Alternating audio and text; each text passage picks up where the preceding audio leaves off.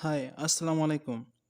अगर आप जानना चाहते हैं कि फ़िज़िक्स कैसे वजूद में आई, फ़िज़िसिस्ट को कैसे-कैसे प्रॉब्लम का सामना करना पड़ा, फ़िज़िक्स किसके ज़रिए वजूद में आई, वो कौन से अवामिल थे जिसकी वजह से फ़िज़िक्स इतना परवान चढ़ा, या वो कौन था जिसने सबसे पहले फ़िज़िक्स पर किताब लिखी, या आप जानना चाहते हैं कि कौन-कौन से फ़िज़िसिस्ट को अपने आइडियाज़ से मुश्किल दरपेश हुई।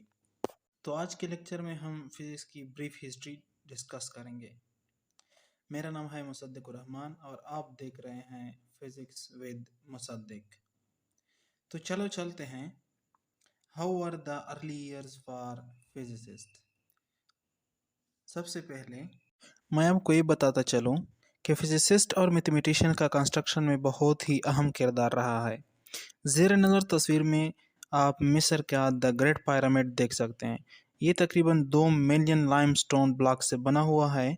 इसकी जो मैथमेटिक्स और फिज़िक्स का कंसेप्ट है, ये इतना कॉम्प्लिकेटेड है कि आज तक इस मॉडर्न दौर में भी इसको समझ ना पाए। इसका मतलब है कि माजी के साइंटिस्ट अगर आज के दौर में होते तो वो कैसे-कैसे कंस्ट्रक्शन करते। द ग्रेट पिरामिड के टॉप पर जो स्टोन नस्ब है उसे केप स्टोन कहा जाता है। इस पिरामिड की वजन तकरीबन 5.5 मिलियन टन है।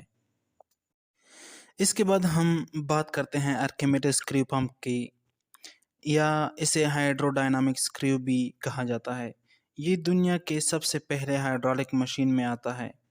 ये पंप सबसे पहले मिस्र के लोग दरियाई नील से पानी निकालने के लिए इस्तेमाल करते थे।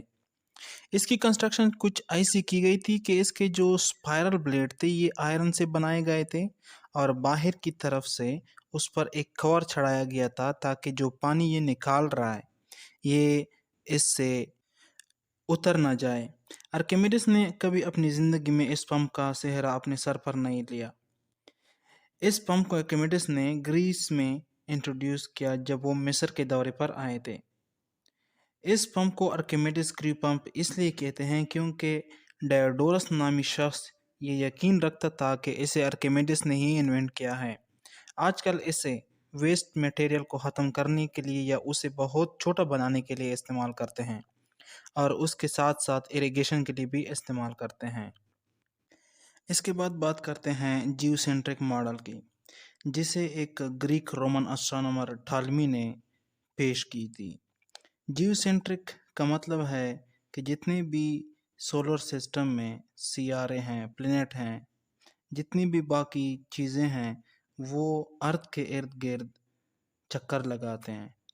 इसलिए इसे जियोसेंट्रिक मॉडल कहते हैं या टालमी जियोसेंट्रिक मॉडल कहते हैं। राइट साइड में अगर आप देखें तो एक टर्म दिया गया है जिसे हम आम ज़ुबान में पाई कहते हैं।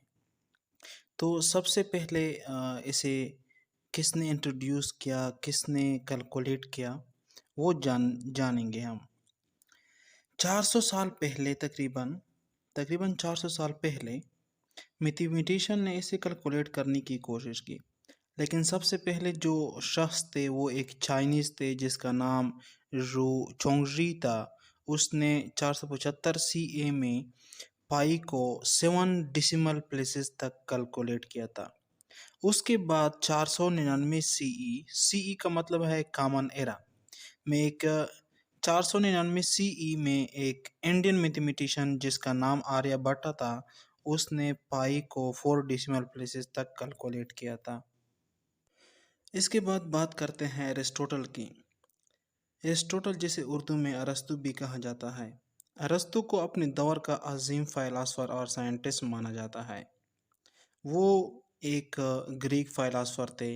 अरिस्टोटल ने मुख्तलिफ़ फ़ील्ड में काम किया जिसमें मैथमेटिक्स, लॉजिक, फ़िज़िक्स, बायोलॉजी और पॉलिटिक्स शामिल हैं। अरिस्टोटल से पहले जो फ़िलासफ़र थे जैसे एनेक्सिमेनस, जो कि 528 बीसीई में वफ़ात हुआ था, उसने मुख्तलिफ़ थ्योरीज़ दी नेचर के बारे में। उसका मानना था कि नेचर या ये जो यूनिवर्स है ये मुकम्मल हवा से बनी हुई है। अरिस्टोटल भी टॉलमी मॉडल के फेवर में था कि हमारे निज़ाम शमसी का जो सेंटर है वो अर्थ है। उसका ये भी बिलीव था कि जो यूनिवर्स है ये स्पेस में फाइनाइट है लेकिन हमेशा वक्त में एग्जिस्ट करेगी। अरिस्टोटल 4 चीज़ों पर बिलीव करता था है। اس کا یہ بھی بیلیف تھا کہ جو یونیورس ہے یہ اسپیس میں فائنائٹ ہے لیکن ہمیشہ وقت میں ایگزسٹ کرے گی۔ ارسطوٹل 4 چیزوں پر بلیو کرتا تھا۔ وہ ایلیمنٹ ارتھ، ایئر، فائر اور پانی ہے۔ یہ ایلیمنٹ 4 کوانٹیٹیز سے کریٹ کیے گئے ہیں: ڈرائی، ہارڈ، کولڈ اینڈ موئسٹ، اور ارسطوٹل اسے سمپل باڈیز کہتا تھا۔ ارسطوٹل الیگزینڈر کا ٹیوٹر بھی رہا ہے۔ اس کے بعد ہم کوپرنیکس ماڈل کی طرف آتے ہیں، جسے ہیلیوسینٹرک ماڈل بھی کہتے ہیں۔ کوپرنیکس پولینڈ کا اسٹرانومر تھا۔ اس نے ہیلیوسینٹرک ماڈل پیش کی، جس کا مطلب ہے کہ نظام شمسی کا جو سینٹرل پارٹ ہے وہ سن ہے۔ اس نے یہ ماڈل 1543 میں پیش کی۔ کیتھولک چرچ، جو کہ وہاں کا سپیریئر مانا جاتا تھا اس دور میں، اس نے یہ ماڈل قبول نہیں کی۔ اس وجہ سے کوپرنیکس نے اپنے ماڈل کو میتھمیٹیکل شکل دی۔ اب دوسرے پارٹ پر چلتے ہیں کہ فزکس کے بنیاد رکھنے والے کون ہیں۔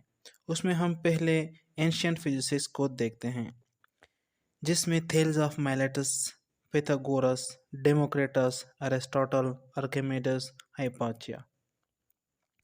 مڈل ایجز میں اگر ہم دیکھیں تو اس میں زیادہ تر ہمیں مسلم سائنٹسٹ ملیں گے، جس میں الفارابی، ابن الہیثم، البیرونی، عمر خیام، ناصر الدین توسی، جین بریڈان کے لیے مشہور ہے کہ اس نے اینگولر مومنٹم جیسے زبردست کنسیپٹ جو فزکس میں ہے فرسٹ ایئر میں، وہ بھی انٹروڈیوس کیا ہے۔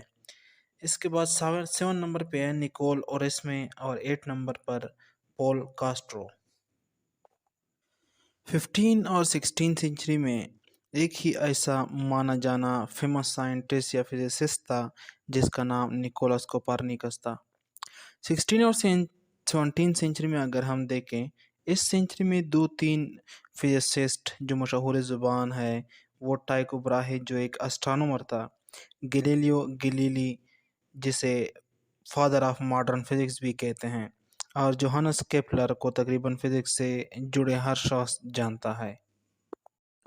اس کے بعد تیسرے پارٹ میں ہم یہ ڈسکس کرنے والے ہیں کہ فزکس پر سب سے پہلے کس نے کتاب لکھی اور اس کتاب کا نام کیا تھا۔